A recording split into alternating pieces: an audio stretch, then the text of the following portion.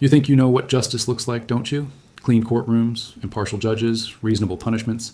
But tonight, while you sleep safely in your bed of modern delusions, I'm going to show you what justice really meant when humanity dropped its mask of civilization. And when I'm done with you, every time you see a face mask, a helmet, or even a simple bandana covering someone's face, you'll remember what I'm about to tell you about the iron masks of medieval punishment. Picture this. It's 1547, and you're walking through the cobblestone streets of Nuremberg. The smell hits you first. A cocktail of human waste, rotting food, and something else, something metallic and sweet that makes your stomach turn. You hear it before you see it, a hollow, rhythmic clanking echoing off the narrow walls. Then you see him, a man stumbling toward you, his head encased in what looks like a cage made of iron bars and sharp metal spikes. But this isn't a cage to keep something out. This is a cage designed to keep something in. The man inside. His eyes dart frantically through the gaps between the iron bars, wild with the kind of desperation that comes from knowing that this metal prison welded to his skull isn't coming off. Not today, not tomorrow, maybe never. The iron contraption covers his entire head like a grotesque helmet, but unlike any helmet designed for protection, this one is designed for destruction, of dignity, of hope, of humanity itself. This is the Schandmaske, the shame mask. And what you're witnessing isn't just punishment, it's performance art. Medieval style. The man wearing it committed a crime that you and I might consider minor today. Maybe he gossiped too much. Maybe he spread rumors about his neighbor. Maybe he criticized the local lord's decisions a bit too loudly at the tavern. But in medieval Europe, these weren't just social faux pas. They were crimes against the social order itself. And the punishment? To become a living, breathing warning to everyone else about what happens when you step out of line. But here's where it gets truly twisted. The mask wasn't just about shame. It was about control. The kind of psychological control that would make modern torturers weep with envy. You see, these iron masks came in dozens of variations, each one specifically designed to match the crime and maximize the suffering. The gossips got masks with long iron tongues that protruded obscenely from their mouths, making them unable to speak, while simultaneously marking them as the type of person who couldn't control their tongue. The gluttons received masks shaped like pig snouts, forcing them to root around like animals for their food. The proud were fitted with masks adorned with ass ears and bells, turning every step into a humiliating musical performance. And then there were the masks for the truly despised crimes. The masks with interior spikes that pressed against the wearer's face, not quite breaking the skin but applying constant, agonizing pressure. Every movement of the jaw, every attempt to speak, every involuntary facial expression sent waves of pain through their skull. These weren't designed to kill. Death would have been merciful. These were designed to make the wearer wish they were dead while keeping them very much alive. But wait, there's more. Because medieval justice wasn't content with just physical torment. These masks were often fitted with small bells or rattling chains that announced the wearer's approach from blocks away. Imagine trying to beg for food when everyone can hear you coming. Imagine trying to find shelter when your very presence announces your shame to the world. The masks transformed their wearers into walking advertisements for the consequences of stepping out of line. The truly diabolical part was the duration. Unlike modern punishments that have clear endpoints, many of these iron masks were designed to be worn for months, even years. Some records from German city-states describe offenders sentenced to wear shame masks for periods ranging from several weeks to entire lifetimes. The masks became part of their identity, fusing with their sense of self in ways that psychological torture specialists today would find fascinating. And here's something that will make your skin crawl. Many of these masks were custom-made. Blacksmiths took pride in their craftsmanship, creating increasingly elaborate and cruel designs. They weren't just punishing criminals, they were creating art. Twisted, sadistic art that turned human suffering into aesthetic expression. Museum pieces today that were once instruments of calculated psychological destruction. The social dynamics were equally horrifying. Wearing one of these masks didn't just mark you as a criminal, it marked your entire family. Children would be ostracized from schools and apprenticeships. Wives would be shunned by their communities. The shame was hereditary, passed down through generations like a genetic curse. Some families would move to entirely different regions, hoping to escape the stigma, only to find that their reputation had somehow followed them. The masks also served as a form of crowd control that would make modern authoritarians jealous. They created a visible hierarchy of suffering that everyone could understand at a glance. The person in the simple iron cage was lesser than you. The person with the spiked interior was someone to avoid entirely. The person with the pig snout was subhuman. It was a visual language of oppression that required no literacy, no explanation, no justification. Just pure, immediate understanding of who deserved compassion and who deserved contempt. But perhaps the most disturbing aspect was how quickly these masks were normalized. Contemporary accounts describe children playing games where they would pretend to fit each other with shame masks. Merchants would sell toy versions at market fairs. The instruments of torture became so embedded in daily life that they ceased to be seen as torture at all. They were just justice. The way things were supposed to be, and the physical deterioration was gradual but inexorable. The constant pressure would cause facial deformities over time. The inability to properly clean one's face led to infections and scarring. The restricted ability to eat resulted in malnutrition and tooth loss. By the time someone's sentence was complete, they often bore permanent physical markers of their punishment that lasted far longer than the mask itself. The iron became part of their flesh, not just metaphorically, but literally. Rust would stain their skin in patterns that matched the mask's design, creating a permanent tattoo of their shame. Even after the mask was removed, everyone could still see exactly what type of criminal they had been. The punishment continued long after the sentence had officially ended. This was justice in an age when the line between law and spectacle had been completely erased. When punishment wasn't about rehabilitation or even deterrence, but about creating a theater of cruelty that reinforced social hierarchies through the systematic dehumanization of the transgressor. Every person forced to wear one of these masks became an actor in a play they never auditioned for, performing a role they could never escape. But this story is just beginning, because what I've shown you tonight is merely the surface of a rabbit hole that goes much, much deeper. The masks were just the beginning of a system of punishment so sophisticated, so psychologically devastating, that it makes modern techniques look like child's play. Next time you see someone covering their face in public, remember what I've told you tonight.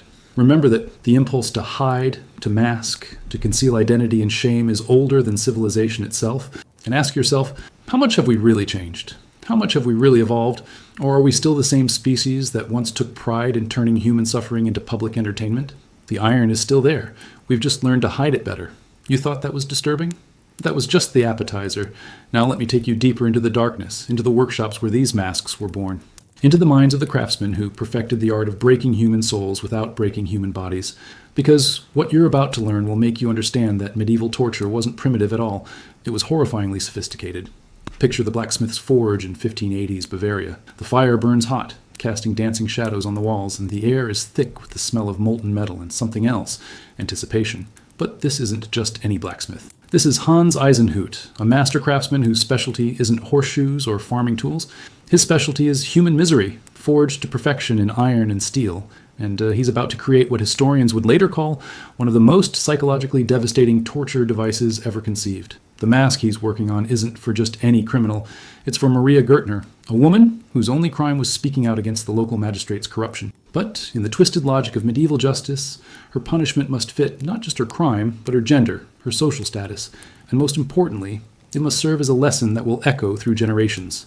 Watch as Eisenhut carefully shapes each piece of metal, the basic cage structure that will encase Maria's entire head. That's just the foundation. The real artistry comes in the details. See how he's crafting those interior spikes? They're not random. Each one is positioned with surgical precision to press against specific nerve clusters in her face and skull, not enough to cause permanent damage, but enough to ensure that every heartbeat sends waves of agony through her head. But here's the truly diabolical part that will make your blood freeze. The masks were designed to evolve with their victims. As Maria's face swells from the constant pressure, the mask will become tighter. As her skin breaks down from the metal's constant contact, the rough interior surfaces will find new ways to cause pain. The mask becomes a living, breathing instrument of torture that adapts to maximize suffering over time. And the psychological components? They're even more sophisticated than the physical ones. See that small mirror Eisenhut is installing inside the mask? Positioned directly in Maria's line of sight? She'll be forced to watch her own face deteriorate in real time. Every day, she'll see herself becoming less human, more monster. The mask doesn't just imprison her body, it forces her to witness her own destruction, minute by minute, hour by hour, day by day. The feeding mechanism is where medieval cruelty reaches its peak of calculated sadism. That small opening near the mouth. It's designed to allow just enough nourishment to keep Maria alive, but the process of eating becomes a humiliating spectacle. She'll have to lap up liquids like an animal, and solid food must be pushed through the opening in small pieces by whoever takes pity on her. Every meal becomes a reminder of her complete dependence on the mercy of others. But let me tell you about the sounds. The masks were designed with acoustic properties that would drive modern sound engineers to madness with their precision. The metal cage creates an echo chamber around the victim's head, amplifying their own breathing, heartbeat, and any sounds they make. Imagine being trapped inside your own personal echo chamber where every whimper, every sob, every desperate prayer bounces back at you amplified tenfold. The mask doesn't just isolate you from the world, it traps you inside an auditory hell of your own making. The records from the Nuremberg archives reveal details that will haunt your dreams. They kept meticulous notes on the psychological progression of mask wearers. Week 1, defiance and anger. Week 2, bargaining and pleading. Week 3, depression and withdrawal. By week 4, most victims had progressed to what the records clinically describe as complete mental subjugation. They would stop speaking entirely, communicating only through gestures, their personalities literally crushed under the weight of constant humiliation, and the community participation? It was mandatory. Citizens were required to participate in the ritual humiliation of mask wearers. Children would throw stones and rotten food. Adults would spit and curse. Even clergy would refuse to acknowledge their humanity. The entire society became complicit in the systematic destruction of these individuals, turning collective cruelty into a civic duty. The masks also served as mobile confession booths. Many were fitted with speaking tubes that allowed authorities to interrogate victims continuously. Imagine being followed through the streets by officials demanding you confess to additional crimes while your head is trapped in an iron cage. The constant pressure, both physical and psychological, would eventually break down even the strongest resistance. But here's something that will make your skin crawl. The masks were often decorated. Elaborate engravings, religious symbols, even artistic flourishes adorned these instruments of torture. They were displayed as examples of craftsmanship, as objects of beauty. Museums today still showcase them as medieval art, completely sanitizing their true purpose as sophisticated tools of human destruction. The installation process was its own form of torture. The victim would be strapped to a chair while the mask was slowly fitted around their head. Each piece was adjusted with deliberate care, ensuring maximum discomfort. The final locking mechanism wasn't just functional, it was ceremonial. The click of that lock represented not just physical imprisonment, but social death. Once that lock engaged, the person ceased to exist as a human being in the eyes of society. The maintenance required was extensive and deliberate. The masks had to be regularly adjusted as the victim's face changed shape from swelling and injury. But instead of alleviating suffering, these adjustments were used to increase it. Tightening here, loosening there, always calibrated to maintain maximum psychological pressure without allowing the release of death. Sleep became impossible. The masks were designed to make rest a torment. The weight distribution ensured that lying down in any position caused pain. The breathing restrictions meant that sleep would bring dreams of suffocation. Many victims would remain standing for days at a time, swaying like living scarecrows, afraid to lie down and face the nightmares that awaited them. The removal process, when it finally came, was almost as traumatic as the installation. After weeks or months of wearing the mask, victims had to readjust to normal sensory input. The sudden exposure to unrestricted sight, sound, and touch would often cause psychological breaks. Many would beg to have the masks put back on, unable to cope with the sensory overload of normal human existence.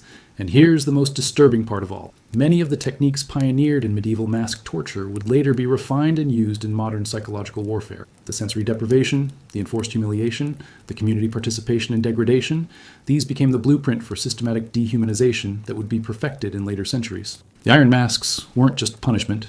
They were research and development for the science of breaking human spirits. Every scream, every plea, every moment of despair was data being collected for future applications. The medieval torturers were pioneering techniques that modern intelligence agencies would later codify into manuals. But this grotesque science was just getting started. Because what I've shown you so far is only how the masks worked. What I haven't told you yet is why they worked so well, and how an entire civilization convinced itself that this level of cruelty was not only acceptable, but necessary. The real horror isn't in the metal and spikes. The real horror is in how easily an entire society agreed that some human beings deserve to be treated this way. How they convinced themselves that this wasn't cruelty, but justice. How they turned torture into entertainment and called it righteousness. Next time you see someone being publicly shamed on social media, remember Maria Gertner and her iron cage. Remember how little it takes to convince a society that some people deserve to have their humanity stripped away. And ask yourself, are we really so different from those medieval crowds who gathered to mock the mask wearers? The cage is still there. We've just learned to make it invisible. Now let me introduce you to the walking dead of medieval Europe. Not zombies or supernatural creatures, but something far more terrifying. Human beings who had been systematically stripped of their humanity while remaining perfectly, agonizingly alive. Let me tell you about the people who lived in those iron cages and how their stories will make you question everything you think you know about survival, identity, and what it means to be human. Meet Johann Kellner, a baker from Augsburg who made the fatal mistake of selling bread that was 2 ounces underweight. In our world, he might face a fine or lose his business license. In 1592, he was sentenced to wear the glutton's shame, an iron mask shaped like a pig's head with a built-in feeding trough. For 18 months, Johann was paraded through the streets 3 times a day at meal hours, forced to eat slop from his trough while crowds gathered to watch and laugh. But here's what the history books don't tell you about Johann. By the 3rd month, he had stopped being Johann, the man who once took pride in creating perfectly risen loaves, who once smiled at customers and kissed his wife goodbye each morning, had been replaced by something else, something that grunted instead of spoke, that moved on all fours instead of walking upright, that began to genuinely believe he was the pig they had made him pretend to be. The court records describe his remarkable transformation with clinical detachment that will make your blood run cold. They noted how he stopped trying to stand upright, preferring to crawl. How he began making snorting sounds, even when the mask was briefly removed for cleaning. How his wife reported that he would only eat if his food was placed in a bowl on the floor. The mask hadn't just changed his appearance, it had rewired his brain, creating a new identity built entirely around humiliation and degradation. Johann's case wasn't unique, it was the goal. You see, medieval authorities had discovered something that modern psychologists would later term learned helplessness, but they had weaponized it with a precision that would make behavioral scientists weep. The masks weren't just punishment, they were identity reconstruction therapy, designed to literally remake the person wearing them into something that better served society's needs. Take Agnes Zimmerman, a midwife, who was accused of helping unmarried women terminate pregnancies. Her punishment was the gossip's bridle, a mask with an iron bit that was inserted into her mouth, pressing down her tongue and making speech impossible. But Agnes's mask had a special modification. Tiny bells attached to the bit that would ring whenever she tried to speak. For 2 years, she walked the streets of Frankfurt, her attempted words turned into a musical soundtrack of her own silencing. The psychological destruction was systematic and complete. Agnes, who had once been sought out for her wisdom and healing knowledge, became known only as Bell Tongue. Children would follow her through the streets, trying to make her sing by startling her into attempting speech. Adults would make bets on how many times they could make her bells ring in a single day. She became a living entertainment system, her suffering transformed into community amusement. But the most horrifying part of Agnes's story is what happened after her sentence ended. When the mask was finally removed, she had lost the ability to speak normally. Not physically. The damage to her tongue and mouth healed within weeks. But psychologically, she had internalized the mask's message so completely that she believed her words were dangerous, that speaking was a crime worthy of punishment. She spent her remaining years communicating only through gestures, voluntarily maintaining her silence long after the iron had been removed. The records from medieval European cities are filled with these walking tragedies. Martin Weiss, a cloth merchant who was caught cheating on his taxes, wore a mask designed like a donkey's head for 8 months. By the end of his sentence, he would only respond to commands given in the tone one uses with livestock. When spoken to as an equal, he would stare blankly, unable to process being treated as human. Elizabeth Brown, a tavern keeper who served watered-down wine, wore a mask with a grotesquely long wooden nose that made it impossible for her to enter buildings or navigate narrow streets. She lived outdoors for her entire 16-month sentence, sleeping in ditches and begging for scraps. When her punishment ended, she was so terrified of enclosed spaces that she continued living rough, convinced that walls would crush her extended nose even though the mask was gone. These weren't isolated cases, they were success stories from the perspective of medieval justice. The authorities kept detailed records of how effectively the masks reformed their wearers. They measured success not by rehabilitation or reintegration into society, but by how completely the person had been broken down and rebuilt according to the community's needs. The most chilling records come from the city of Rothenburg ob der Tauber, where mask punishments were treated as a form of social experiment. The court officials would place bets on how long it would take different types of people to break under different types of masks. They kept charts tracking the psychological progression of mask wearers, noting when they stopped trying to remove the device, when they stopped attempting to communicate, when they began to identify with the animal or object their mask represented. The betting wasn't just entertainment, it was data collection. They were developing a science of human breaking, cataloging which techniques worked most effectively on which types of people. Women broke faster under masks that targeted their appearance. Men broke faster under masks that attacked their professional identity. Children, they noted with clinical precision, could be completely reformed in half the time it took adults. But perhaps the most disturbing records are those describing the mask marriages, unions between people who had both been sentenced to wear shame masks. These couples, bonded by shared humiliation, would often continue to wear simplified versions of their masks even after their sentences ended, claiming they felt naked and vulnerable without them. They had been so thoroughly conditioned to see themselves as shameful that they couldn't bear to show their faces to the world. The phenomenon became so common that certain German cities began manufacturing retirement masks, simplified, more comfortable versions of punishment masks that former convicts could purchase to continue wearing voluntarily. The authorities saw this as proof that their system worked. They had successfully convinced people that hiding their faces was natural and appropriate. The children of mask wearers present perhaps the most heartbreaking element of this systematic dehumanization. Many grew up never seeing their parents' actual face, knowing them only through the iron cage that had become their permanent feature. These children would often develop speech impediments, trying to mimic the distorted sounds their parents made through their masks. Some would refuse to show their own faces, covering themselves with cloth or crude masks made from wood and leather, convinced that human faces were inherently shameful and should be hidden. The intergenerational trauma was profound and lasting. Court records from the early 1600s describe entire families living in self-imposed isolation, convinced that they carried some hereditary shame that required permanent concealment. They had internalized the logic of the masks so completely that they became voluntary prisoners of a punishment that had officially ended generations earlier. The economic impact of mask punishments reveals another layer of their systematic cruelty. Mask wearers couldn't work traditional jobs. Their devices made most forms of labor impossible. They survived through a form of licensed begging, where their public humiliation became their only source of income. They were turned into human curiosities, their suffering commodified for public entertainment. People would pay small coins to see them attempt to eat, to hear them try to speak, to watch them struggle with simple tasks made impossible by their iron prisons. This created a grotesque economy of humiliation, where the community's entertainment was literally funded by human misery. Taverns would compete to host mask wearers during mealtimes, charging admission to watch the feeding spectacle.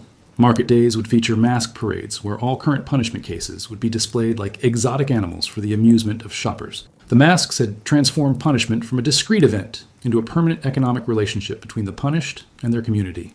The victims became a revenue stream, their degradation a renewable resource that could be harvested indefinitely for public amusement and moral instruction. But the most sinister aspect of this system was how it trained the entire population to participate in and enjoy human suffering. Children grew up believing that watching people struggle with basic human functions was entertainment. Adults learned to see certain categories of people as inherently less than human, deserving of ridicule and abuse. The masks weren't just punishing criminals, they were educating society about who deserved empathy and who deserved cruelty. They were creating a population comfortable with systematic dehumanization, teaching entire generations that some people's pain was not just acceptable, but enjoyable. And here's what will keep you awake at night. This system worked so well that it spread across Europe like a plague, adopted by cities and regions that had never used such punishments before. The masks became symbols of effective governance, proof that authorities could maintain order through creative cruelty. The Walking Dead of medieval Europe weren't supernatural monsters. They were ordinary people who had been systematically transformed into something else through carefully applied psychological torture. They were living proof that human identity is far more fragile than we want to believe. But their story doesn't end in medieval Europe, because the techniques perfected on Johann and Agnes and Martin and Elizabeth didn't disappear with the iron masks. They evolved, adapted, modernized. The same principles that turned bakers into pigs and midwives into bell ringers are still being used today, just in forms we've learned not to recognize as torture. Next time you see someone being destroyed by public shame, remember the living dead of medieval streets. Remember how easily a human being can be convinced to become something less than human. And ask yourself, what masks are we wearing today? What cages have we built around ourselves and others? The transformation is still happening. We've just learned to make it voluntary. Now let me tell you about the men behind the masks, the architects of this systematic destruction of human dignity, because what you're about to learn will shatter any remaining illusion that medieval torture was the work of sadistic individuals or primitive societies.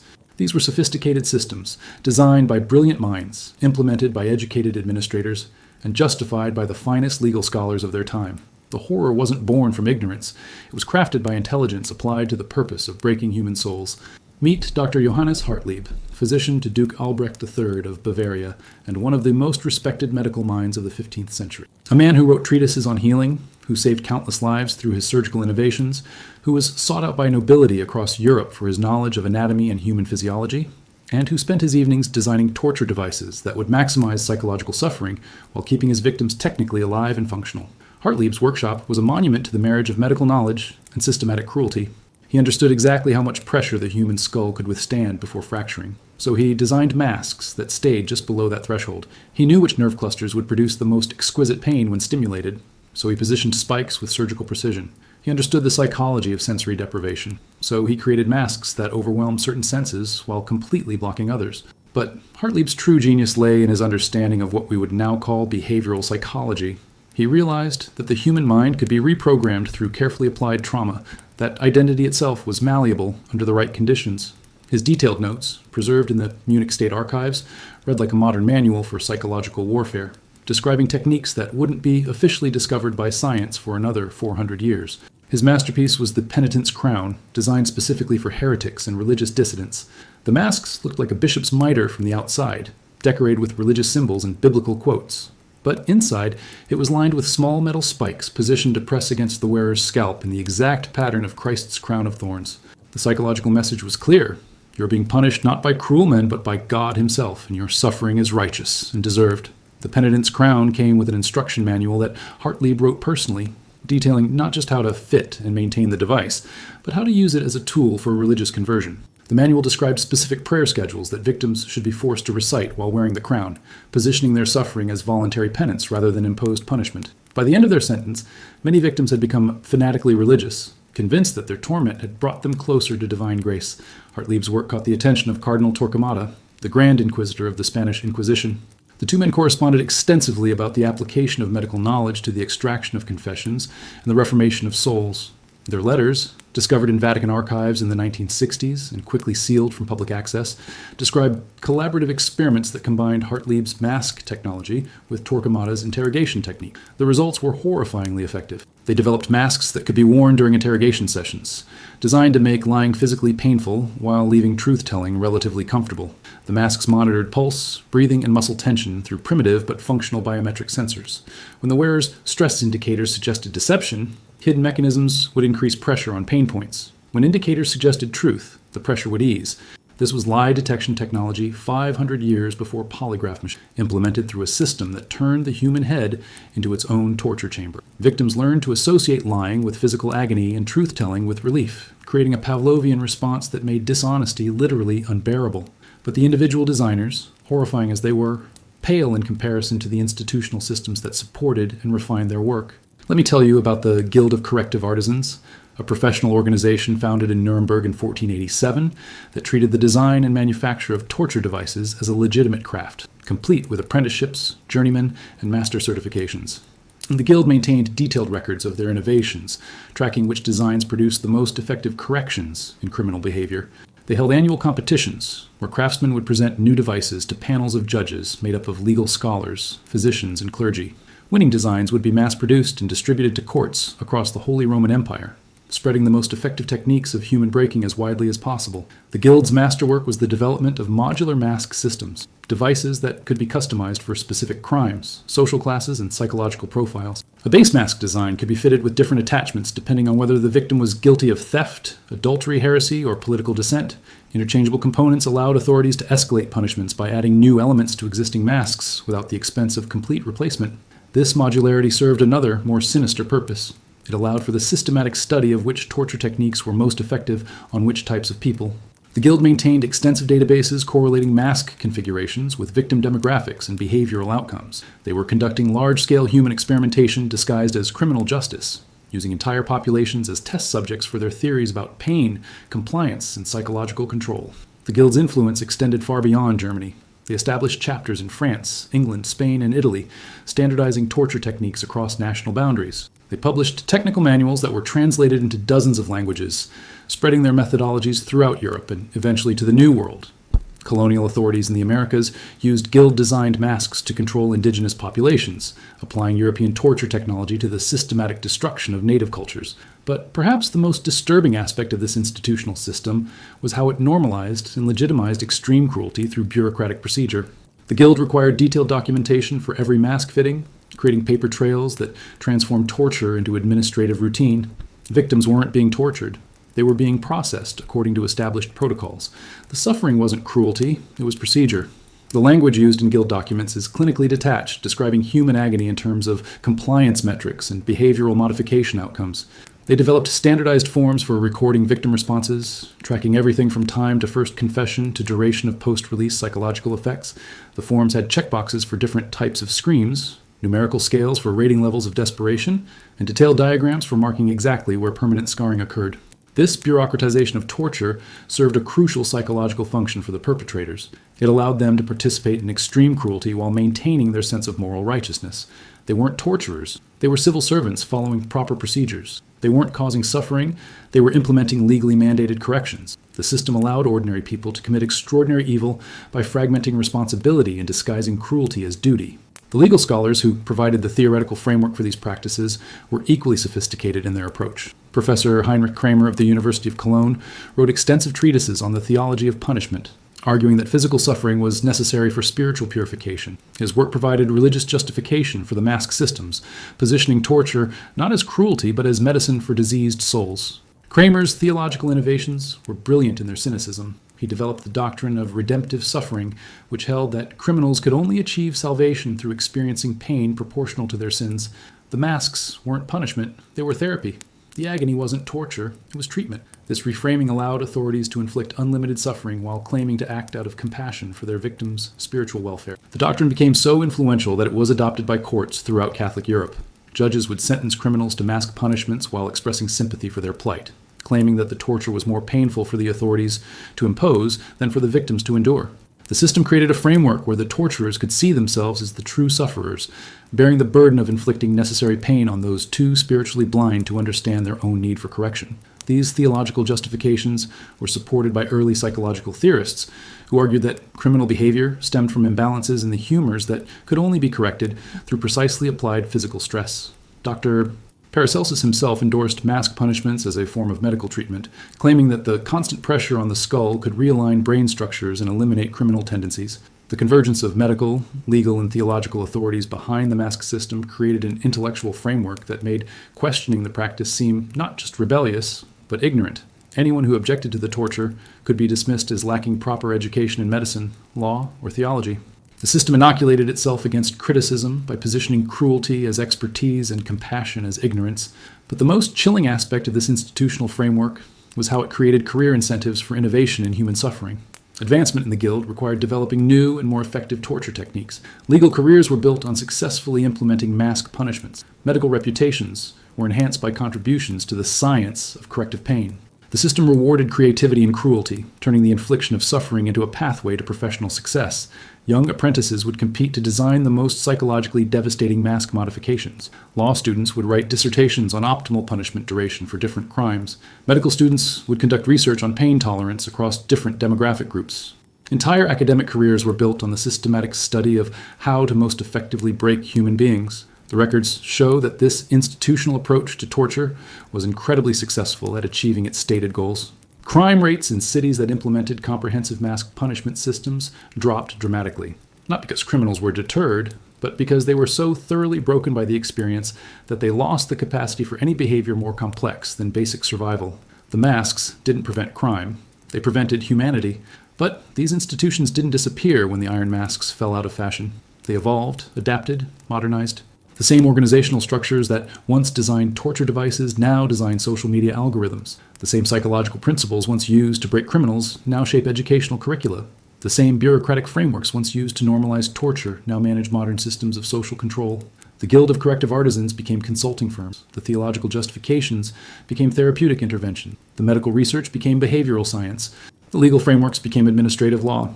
Now, the tools changed, but the architects and their methodologies simply moved into new fields, bringing their expertise in human breaking into the modern world.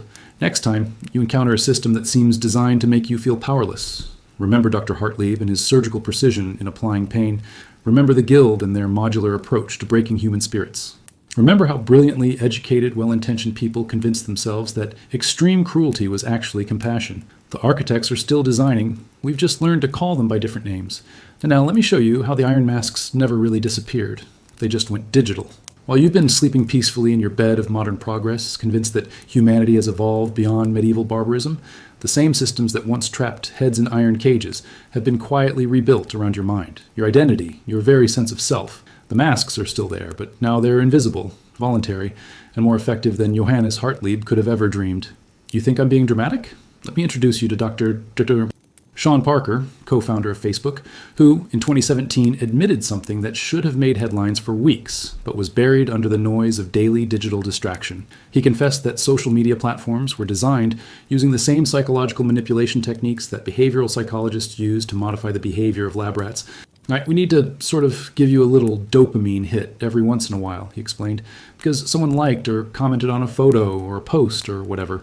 But Parker was being modest. What he didn't mention was that those little dopamine hits weren't random. They were precisely calibrated using algorithms derived from research conducted on torture victims, gambling addicts, and prisoners of war. The techniques that medieval torturers discovered through trial and error have been perfected through decades of psychological research and implemented through technology that reaches into the pockets and purses of billions of people every single day. Let me show you how your smartphone has become Johann Kellner's pig mask.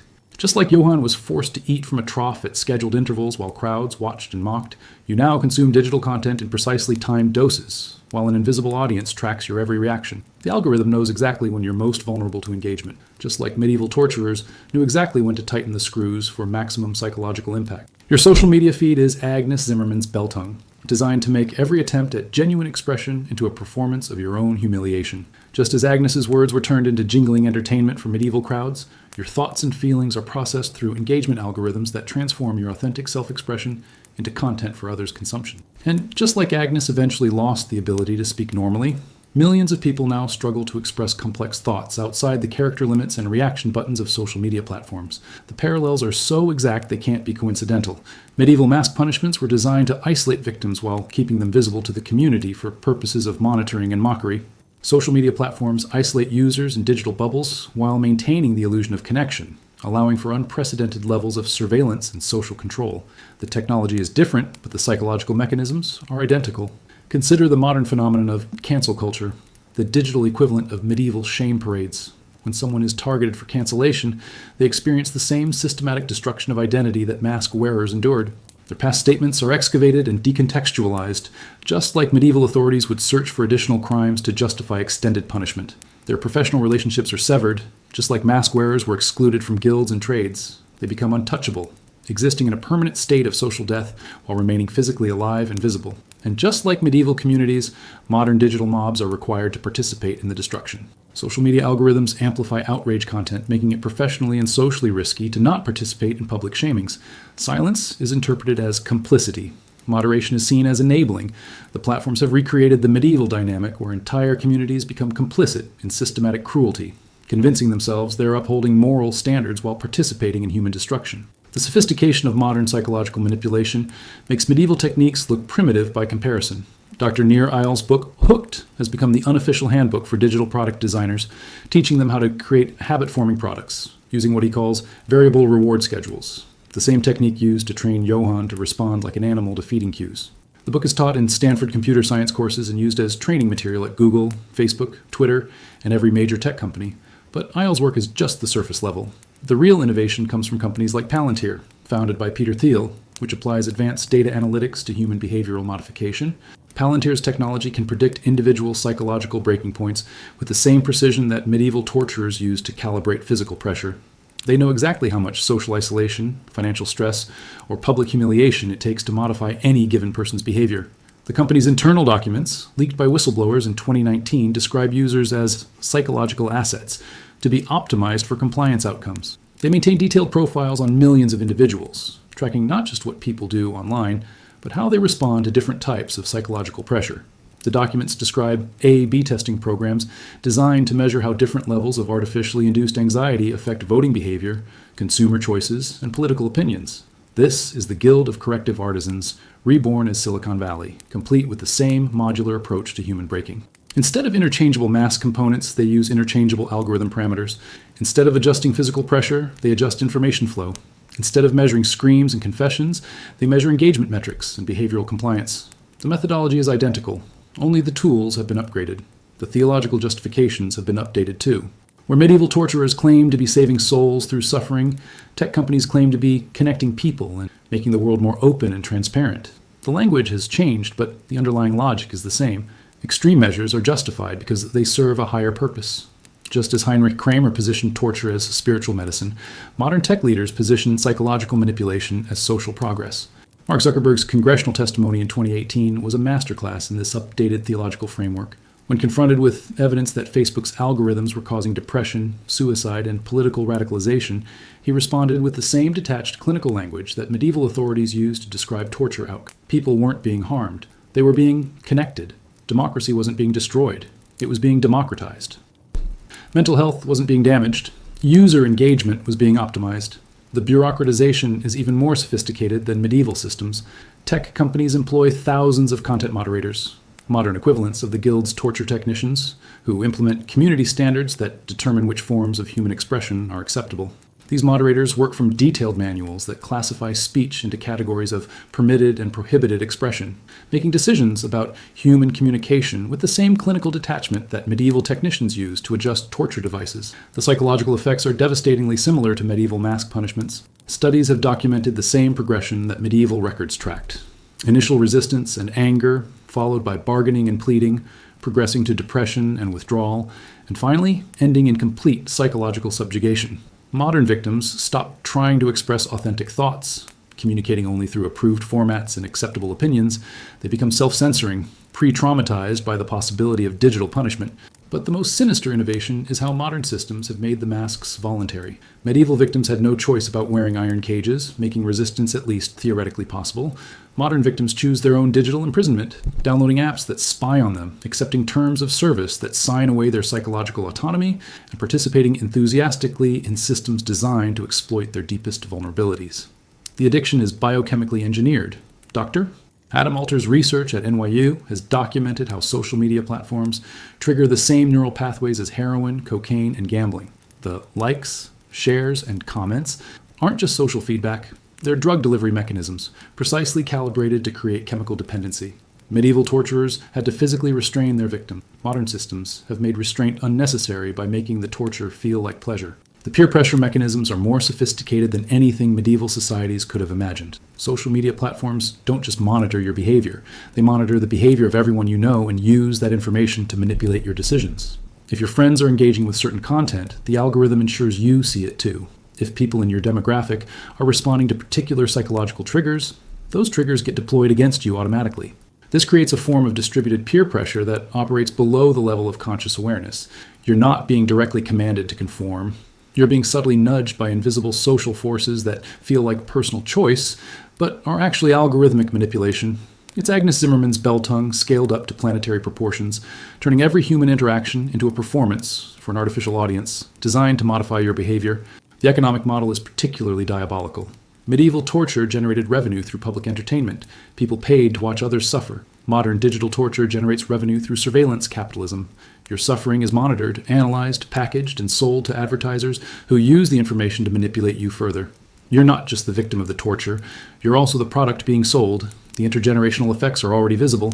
Children who grow up with social media show the same psychological patterns that medieval records documented in the offspring of mask wearers. They struggle with authentic self-expression, cover their faces voluntarily through filters and avatar, and develop elaborate personas designed to avoid digital punishment. They're born into psychological imprisonment and mistake it for freedom. The global scale is unprecedented. Medieval mask punishments affected thousands of people across centuries. Modern digital masks affect billions of people simultaneously, implementing the same psychological control mechanisms across entire populations in real time. It's the medieval system of human breaking scaled up to species level. Educational institutions have been captured by the same logic. Schools now teach digital citizenship, compliance training disguised as ethics education. Students learn to self-censor, to avoid problematic thoughts, to express only approved opinions in approved formats. The curriculum is designed by the same behavioral psychologists who optimize social media algorithms, using the same techniques to create compliant citizens that medieval authorities used to create compliant subjects. Corporate environments have been similarly transformed. Human resources departments now use algorithmic tools to monitor employee communications, tracking everything from email tone to bathroom break frequency. Workers are scored on cultural fit and team dynamics using psychological profiling techniques derived from torture research. The workplace has become a behavioral modification laboratory where compliance is rewarded and independence is punished. The medical system has been co-opted as well. Mental health professionals now prescribe digital detox programs that treat smartphone addiction using the same methodologies that medieval physicians used to treat victims of torture devices. But instead of questioning the systems that create the addiction, they focus on individual compliance and adaptation. The mask stays on. You just learn to be more comfortable wearing it. But here's the most disturbing part. The people implementing these systems genuinely believe they're helping. Just like medieval physicians who thought torture was medical treatment, modern tech workers convince themselves that psychological manipulation is user engagement optimization. Just like medieval theologians who thought torture was spiritual purification, modern executives think surveillance capitalism is democratizing access to information. The architects haven't changed. They've just gotten better at hiding their work behind abstractions like user experience optimization and engagement-driven algorithms. The masks are still there, still serving the same function, still breaking human spirits with the same systematic precision. The only difference is that now you put them on yourself and you thank them for the privilege. But this isn't the end of the story. Because what I haven't told you yet is how these modern digital masks are just the beginning of something far worse. Something that will make medieval iron cages look like toys and social media manipulation look like child's play. The real horror hasn't even started yet. We're still in the prototype phase. The real horror hasn't even started yet. We're still in the prototype phase. Let me take you to the places where the future of human control is being designed right now, while you scroll mindlessly through your feeds, convinced that technology serves you rather than consuming you. Let me show you the laboratories where the successors to medieval iron masks are being perfected. Devices so sophisticated, so seamlessly integrated into human experience, that their victims will beg for the privilege of wearing them. In a nondescript building in Palo Alto, engineers at Neuralink are developing what they call brain-computer interfaces. So I refer to say direct neural connections that will make your smartphone addiction look quaint by comparison. They speak in the sanitized language of medical advancement, promising to help paralyzed patients control computers with their thoughts. But the internal documents tell a different story, one that would make Johannes Hartlieb weep with envy at the elegance of the design. These aren't medical devices. They're the ultimate evolution of the shame mask. Torture devices installed directly into the human brain, capable of modifying thoughts, emotions, and memories in real time. The installation process involves drilling holes in the skull and threading microscopic wires directly into neural tissue. It's medieval trepanation disguised as cutting-edge neuroscience, the same brutal penetration of the human head that torturers have dreamed of for centuries. The psychological control mechanisms are breathtakingly sophisticated. Where Agnes Zimmerman's bell tongue could only silence her voice, neural implants can silence thoughts before they're even formed. Where Johann Kellner's pig mask could only modify his behavior, brain interfaces can rewrite personality itself. The victims won't just act differently. They'll genuinely become different people, their original identities erased and replaced with algorithmic constructs optimized for compliance. But here's the truly diabolical innovation. The victims will remember choosing their transformation. The devices don't just modify behavior, they modify memory, creating false recollections of voluntary consent to justify whatever changes have been made.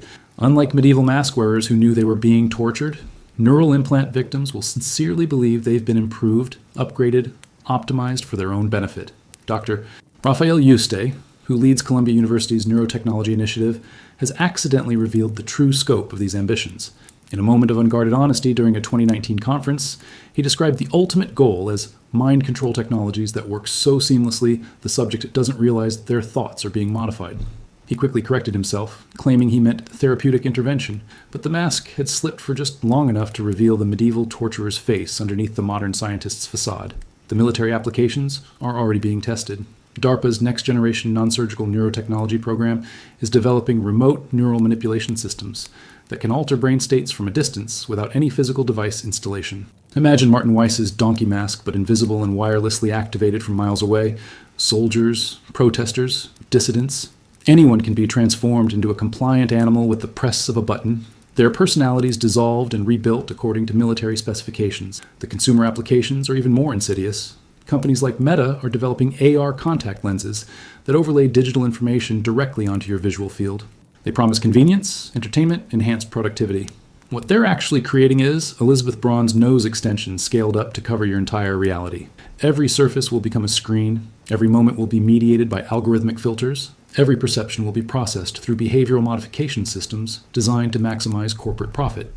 These lenses won't just show you advertising, they'll rewrite your visual experience in real time, making ugly products appear beautiful, making poverty invisible, making resistance to corporate control literally unseeable. Your eyes will become windows not to reality, but to a carefully constructed simulation designed to keep you compliant, productive, and profitable.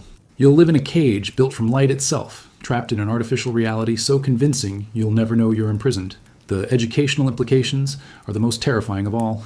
Schools are already implementing emotion recognition systems that monitor students' facial expressions, voice patterns, and body language to detect problematic attitudes before they can manifest as behavior. Children identified as potential troublemakers are subjected to early intervention programs, medieval correction techniques disguised as therapeutic support. These systems don't just monitor, they predict. Using AI trained on decades of behavioral data, they can identify which children will grow up to question authority, challenge social norms, or resist corporate control. Those children are flagged for enhanced educational support, intensive psychological conditioning designed to eliminate independent thinking before it can develop.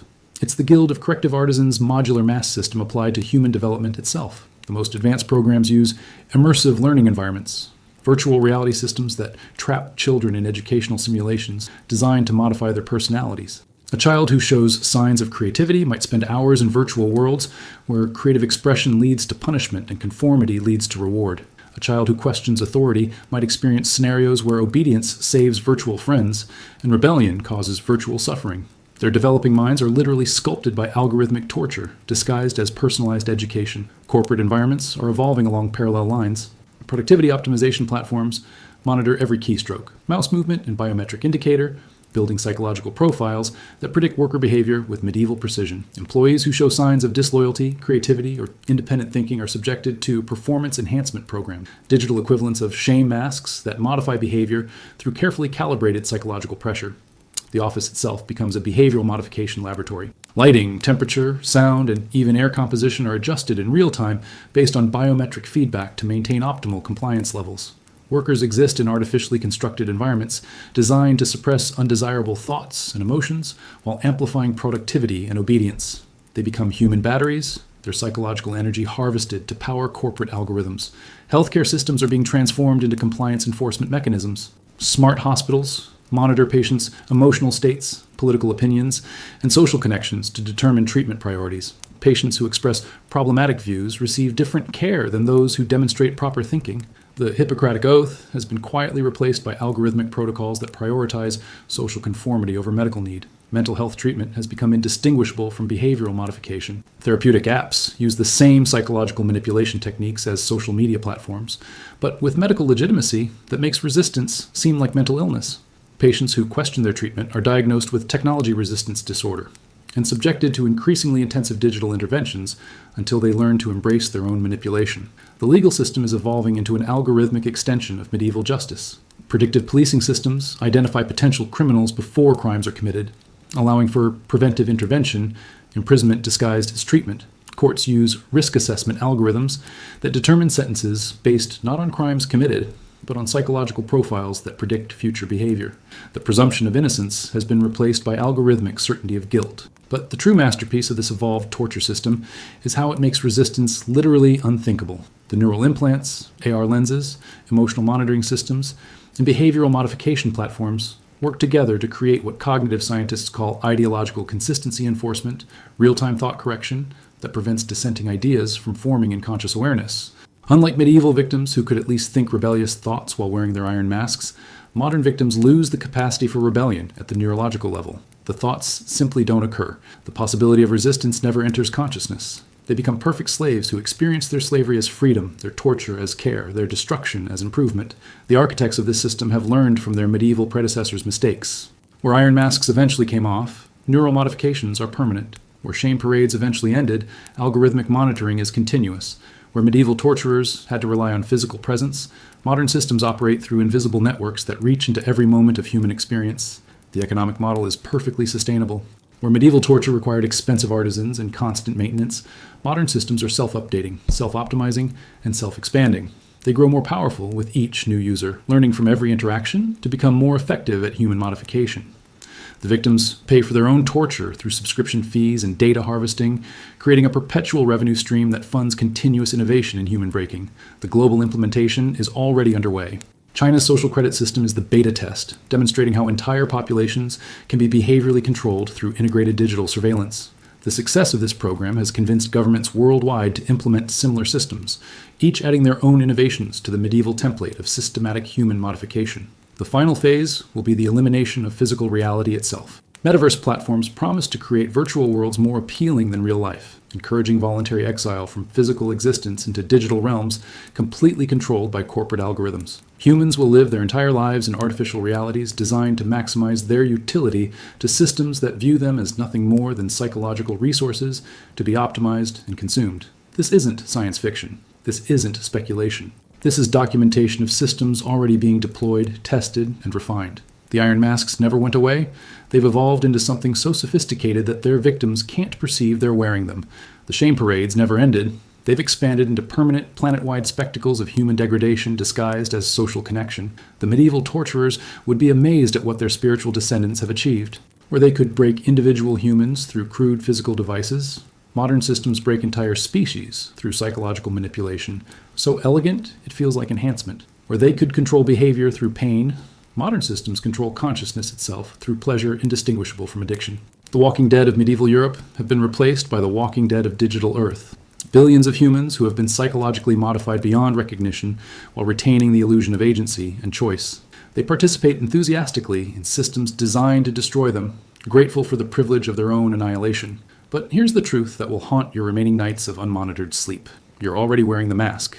Every time you check your phone, every time you scroll through curated content, every time you modify your behavior to avoid algorithmic punishment, you're participating in your own psychological reconstruction. The cage isn't coming, it's here, invisible and voluntary, more effective than iron because it's built from your own desires. The medieval architects of human suffering would recognize their work in every notification ping, every targeted advertisement, every algorithmically optimized user experience. They would see their legacy in every person staring into a glowing screen, voluntarily submitting to behavioral modification, while convinced they're being entertained. The iron masks evolved. They didn't disappear. They became invisible, became voluntary, became addictive. They became the screens through which you see the world, the algorithms that curate your reality, the invisible systems that modify your thoughts and behaviors every moment of every day. And the most horrifying part? You'll defend them. You'll argue that they're tools, that they're neutral, that they're helping you. Just like medieval victims who eventually believed their torture was justice, you've learned to see your psychological manipulation as convenience, your surveillance as security, your behavioral modification as personalization.